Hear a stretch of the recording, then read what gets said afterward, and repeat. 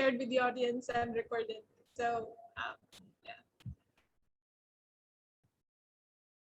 Welcome to the poetry session of the 3-day international conference, Entangled Englishes in Translocal Spaces.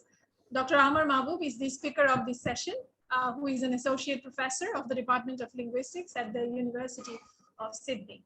Dr. Mahbub is keenly interested in the application of language sciences to the development issues. His primary research interest is on examination of policies, practices, and implications of language variation in local and global contexts. In pursuing his goal, Amar draws from and contributes to a range of linguistics and applied linguistics traditions, theories, and methodologies. In 2019, Dr. Mahbub was named as Australia's Research Field Leader, English Language and Literature, in the Australian's Research magazine. In addition to academic works, he also writes poems and fictions. Today, Dr. Amar will recite some of his poems and will also be giving his colonial and post-colonial reflections on them. The session is titled Poster Boy. Dear audience, Dr. Amar Mahbub.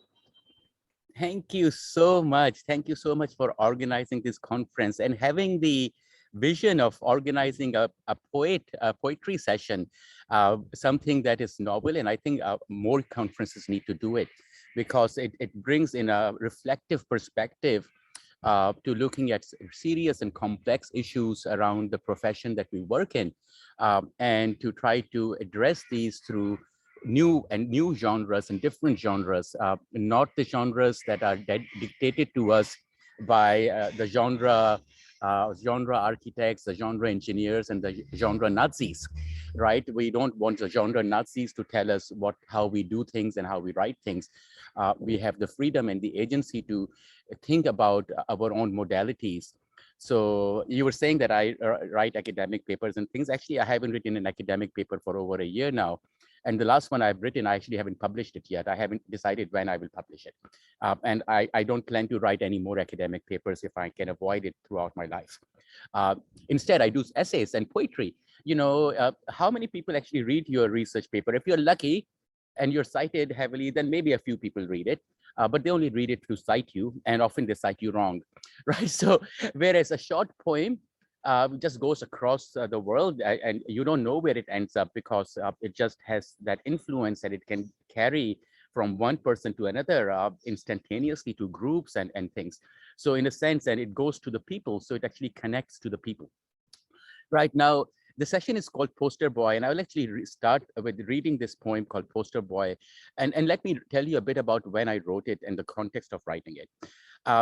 I'm one of those lucky people.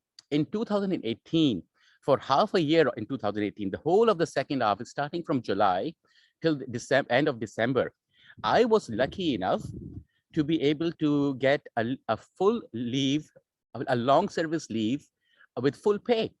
6 months of no work and full pay. For the first time in my entire life, I had money. I have a passport that allows me to travel anywhere I want to, and I have the time to do it. So I said, you know what, I'm going to do some backpacking. And I had a conference at Cambridge at the Gulf Forum, Gulf Regional Forum, and I did the conference in Cambridge, and then from there I went to Scotland, and then spent a bit of time with my uncle and my aunt, and then hopped onto a plane, flew into Amsterdam, and then just took trains and buses all the way across to Southern Europe, went to Armenia. I spent months doing this. And as I was doing it, I was observing, in a sense, I was reflecting on my own life, right? All of a sudden, I was a nobody as a backpacker, which was fantastic. I wanted to experience that. I was not Ahmad Mahbub, the professor, you know, the academic, blah, blah, blah. Nobody wants to talk to me necessarily. Nobody knows me. Nobody knows who I am or what I do. I'm just another person, another guy on the street, which anonymity was fantastic, because that allowed me to reflect on what had happened to me and how who I am and who I've become are two different things. So I wrote this poem called Poster Boy, and let me share a screen with you. Okay, allow Zoom to share a screen.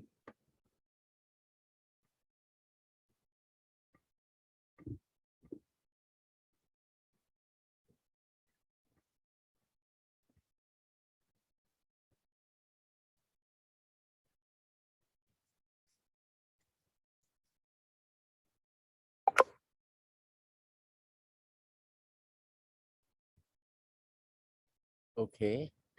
Can you guys see my screen? Yes, hopefully now. Yes, now. Okay. Yet. So, all right, now you should be able to see it. So this was published in 2018. I wrote this poem in 2018. And his poster boy, stop, Hammer, stop. What are you doing? What have you become? Remember your roots. Remember your people. Remember your goals. Yes, some applaud you as a success. They consider you a model, someone they look up to, and sometimes want to become. They are fooled by illusions and doubt upon a poster boy, a poster celebrating how colonial subjects shine when they play white man's games in a white man's world. A technicolored advertisement empowering hegemonic discourse. Right, I wrote this early. I still use words in the poetry which I wouldn't use in today. When if I write this today, I wouldn't use the word hegemony. I would replace it by easier ways of understanding things. But anyway, stop, Ahmed, stop, reflect, rethink, redirect. Remember your people, remember your goals. Success doesn't come until your people succeed. So I realized that essentially what had happened to me in the pursuit of success, of pursuing education, going to the US, getting my PhD, getting my job, getting my tenure, all this stuff, is that I was become a poster boy. And I was promoting things. I was writing research papers, being aware that my research papers don't really have an impact. They're just stuff that I'm writing based on data that I collect and analyze, but there is not really observational reality to it. But yet I was doing it because that was the game that we all played. That was what we had to do in order to succeed. So I did it and kept doing it. But then I realized, what's the point of doing stuff when that has no impact? And then I start questioning, why is it that we don't have impact of our work? Why is it, for example, if we are doing language studies, why is it that we have been working on and documenting indigenous and aboriginal languages around the world for the last hundreds of years, and yet those languages keep dying out, right? So I started asking simple questions. If the work that we have been doing for the last 100 and 150 years was supposed to produce results that changed and improved the human condition and the environmental systems and the ecosystems, then why are we not seeing those results? Then if you're not seeing the results, then the conclusion is pretty simple. Then perhaps what we're doing is wrong. And so that took me into really thinking around questions of, what it is, how do we actually understand knowledge, what do we think of education? And I started doing a lot of observational thinking, which means looking at and identifying things in nature and observing from nature and learning from nature, observing natural phenomena, observing humans in indigenous communities, living in indigenous communities, becoming a part of an indigenous community, becoming a family member and living with them as a family member, right? Really sort of changing the way I think and observe and understand the world. And in doing that, I've been learning so much, and essentially a lot of my poetry and my notes come through this. So here's something I wrote. It's really short. And it says simply, through indigenous education, young people develop independence and skills needed in community, right? You learn from the elders through observation. Your elders perform things in community. You learned by observing them. You learned how they did things well, and then they trained you, and then you learned how to do them well, and then you contributed to the community. But through modern education, we and our kids develop skills and we develop dependence that is needed by the corporations. That's why we all need jobs. We don't have skills. We can't live ourselves. We don't even have, I posted a question recently on the social media. Do we have books that tell us what the wild bush fruits and vegetables are in the region that you live? What can you go out and pick up in the bush and eat? We don't have any of that knowledge. That is the knowledge we would have learned from our grandparents and ancestors. But that is not the education we receive now. And that changes the very form of what we become. We become dependent. And if we become individually dependent and the educational system becomes dependent and our languages become dependent, then we are doomed and we're stuck. So part of the process is decolonizing of the knowledge making itself and decolonizing education, bringing the skills back, bringing in people's ability to understand where they live, understand the environment, or live with an observational reality through your 5 sensory systems, being able to do that. And it is time for us to learn through indigenous education and reform modern education. Why is there a reason that we depend so much on literacy, numeracy, when neither of these things are indigenous, right? We didn't have them in indigenous cultures.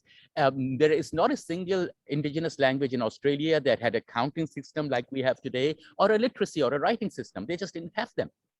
And yet all of the education and jobs and everything else is now, and employment is now determined based on whether you have the ability of literacy and numeracy. A skill that is not universal in humans around the world. Why is that's those set of skills being used for evaluation and measurement and distribution of resources? That is fundamentally discriminatory. We need to think about modalities and use of education where we bring in oral literacies and other traditions, poetry, other forms, drama, performances, plays, all those other things that really bring people in, give them skills and abilities to perform and engage in the world where they live and contribute to the communities where they live, right? Now, how did this all happen? I'll read you this poem that I wrote a while ago. It's called Splendid, Simply Splendid. And it's reflective of our part of the world. It has 2 parts, one in 1850s and one in 1940s. So it's 1850s first. Sir, the danger is increasing. The natives are resisting. How ignorant, how savage. They don't appreciate our attempts to salvage.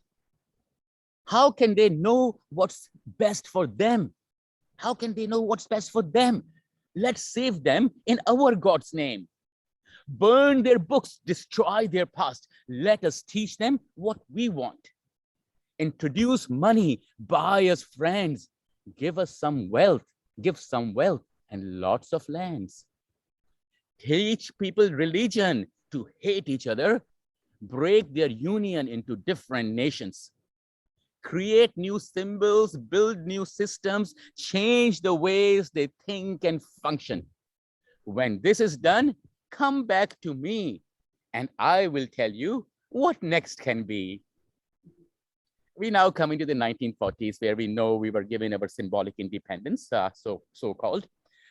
And of course, we know that that independence didn't mean much for many people. And so we had another independence later on, right? And we keep getting more and more independences. I don't know how that actually changes anybody's life, but we keep getting them. So anyway, in 1940s, sir, I am pleased to report our progress. Your directives have brought us success. The natives are divided and broken. They are killing each other in dozens. Splendid, simply splendid. And now for the next bits. Let us retire to our beautiful estate.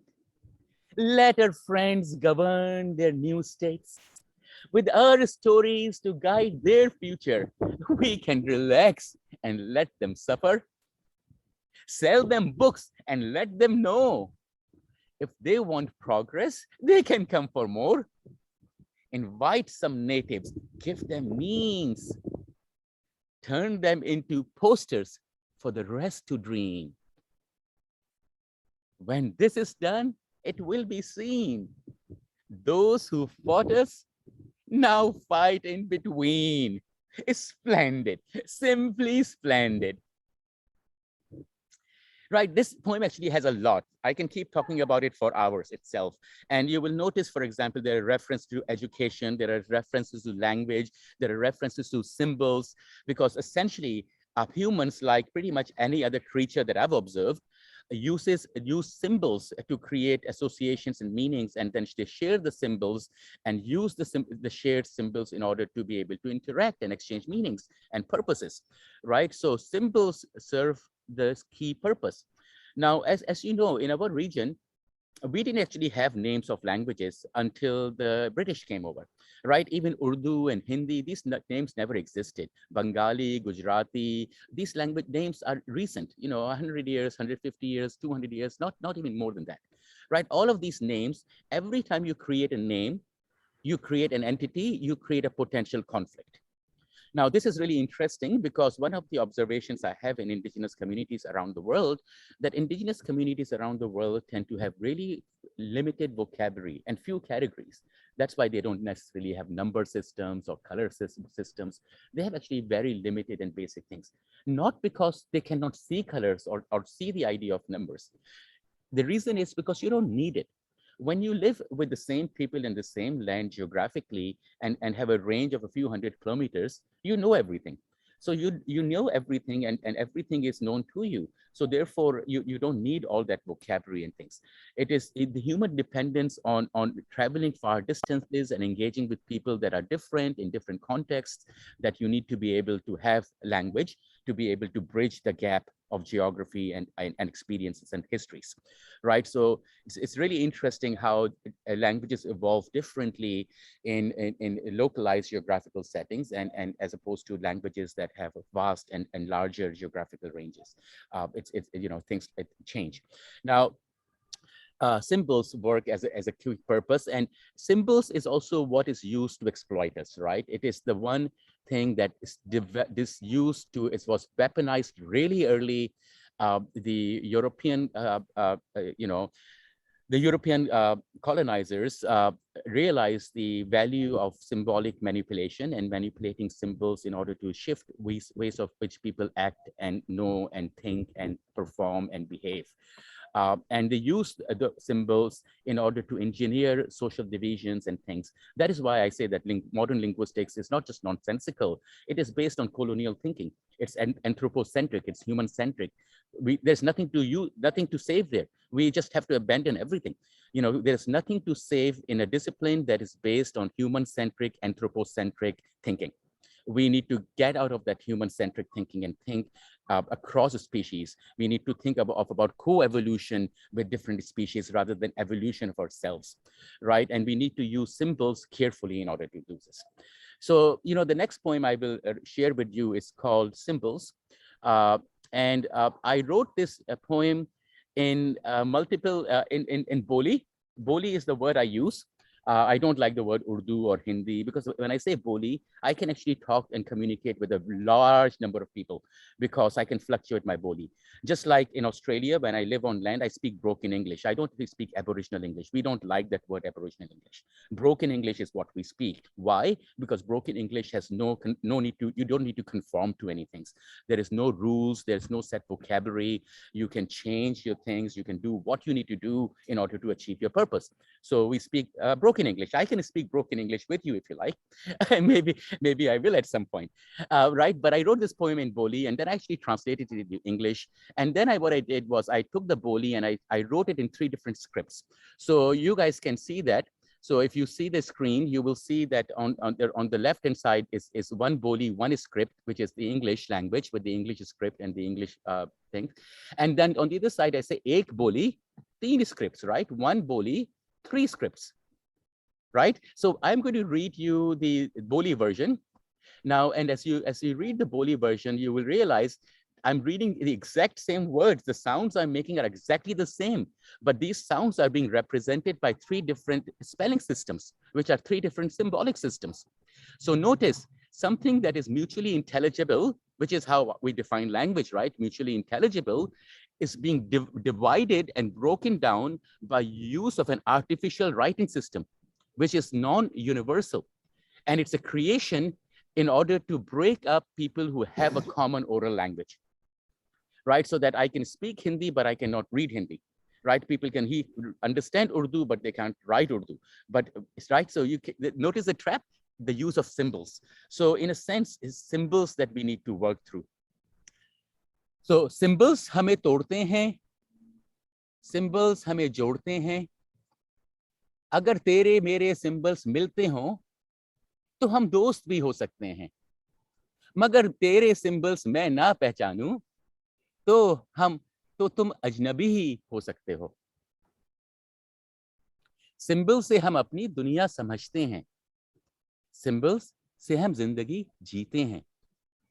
Language में आवाज और हुरूफ symbols, religion में लिबास और पकवान symbols, culture में तो सब कुछ ही सिंबल्स, आर्ट, साइंस, यहां तक के मैथ में भी सिंबल्स हुक्मरान। सिंबल्स हैवानों और इंसानों की दुनिया बनाते हैं।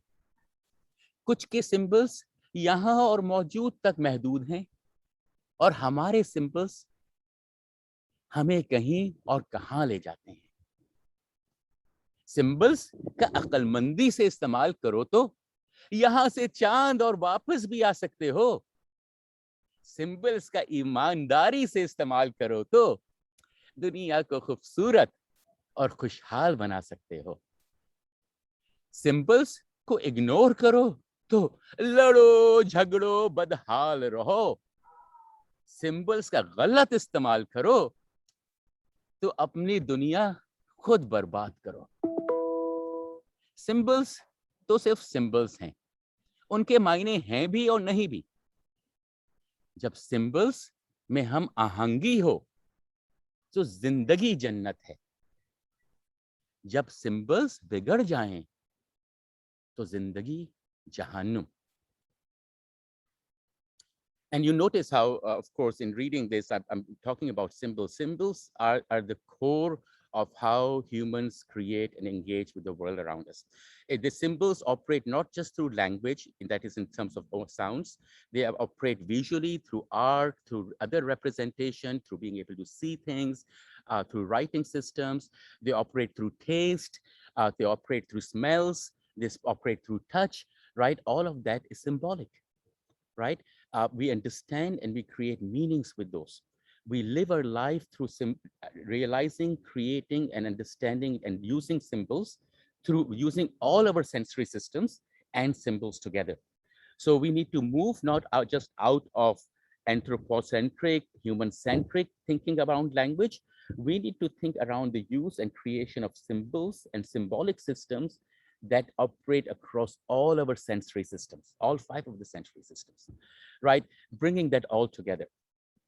Now, I am conscious of time, so I'm just going to read one last poem and then I will end the session. Now, this one is actually was published not so long ago. Where is it gone? Give me a second.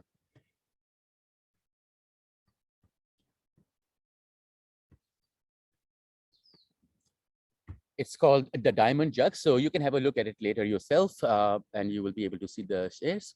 So I'll read you this poem. It's a 4-part poem actually, but it's short, it's not long. Each part is only 14 lines. I'm just telling you, don't be scared. Right? Now, this is a bit of a performance and it's, let me read it. The Diamond Jug, part 1. Imagine that there is a jug made of diamonds and full of life-giving fluids sitting on a table. Now, imagine that someone comes along and says, this jug and everything in it is mine. The owners of the jug reject this claim. A long battle ensues. Finally, the thieves leave. But instead of the precious jug, they leave behind a number of glasses of different shapes, colors, and sizes, each filled with toxic looking and foul smelling contents. What can the owners of the jug do now? The past is lost, only threats abound. What can be done? The Diamond Jug, part 2. The magic jug gone, the rainbows vanish, darkness descends, Mother Earth weeps. The owners fight, kill each other, and as they battle, the liquids spill over. Poisonous rivers, choking air, scarred land, stifle life without discrimination. And as the shadows become darker, the violence and greed grow bitter. As the conflicts spread, the glasses bubble more death. And all harmonies that maintain life mirror patterns of oppression. Is the harmony gone forever? Can something be done to recover? The Diamond Jug, Part 3. Drained by fighting, weakened by disease, at their last breaths, the owners make peace. With battles ending, their anger decreases. Humanity finds some roots in places. The greedy thieves are stripped of feed, the glasses stop their slimy spill. The owners wake up to their present states, help each other, forget the rest.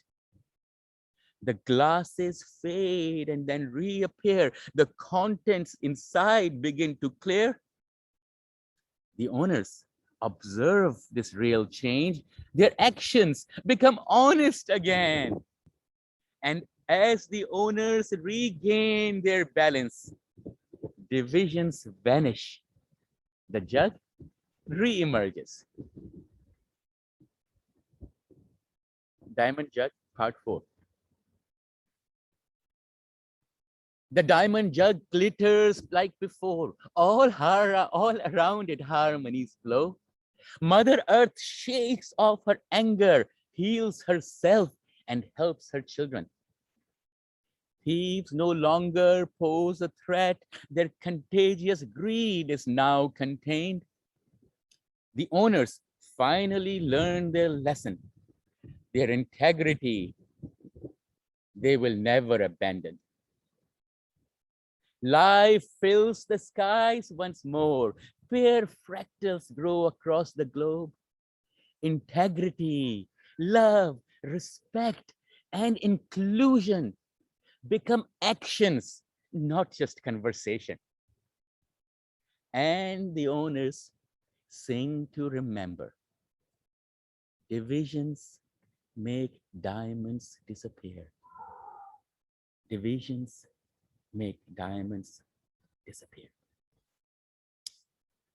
There's actually an epilogue to this poem as well. I won't read it. It's actually one of the Guddu poems, which is a dialogic poem between a conversation between a father and a son, which presents one interpretation of the poem. I won't read that here today. Instead, I'll stop screening here. And I will leave you guys very shortly with something else. Let me share here with you.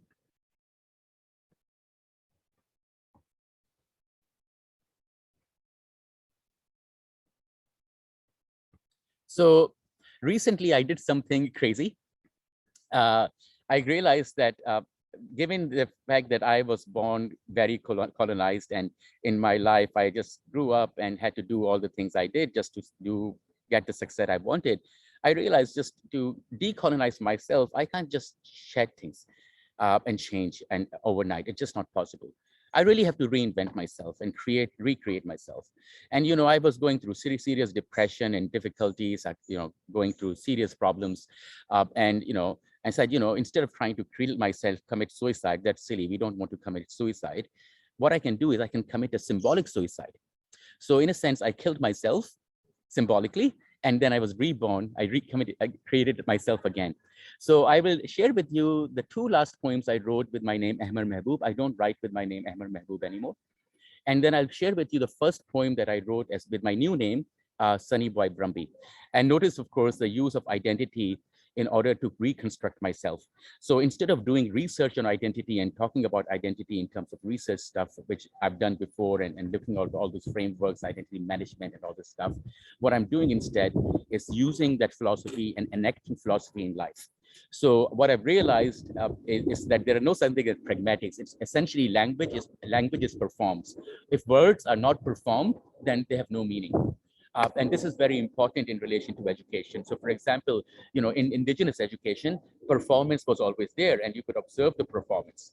Whereas in literacy-based education, there is no way for us to observe whether what we are reading is actually correct or accurate or true, or if it's been maliciously written to make us mislead us, right? And there's no way that we can observe and do this stuff.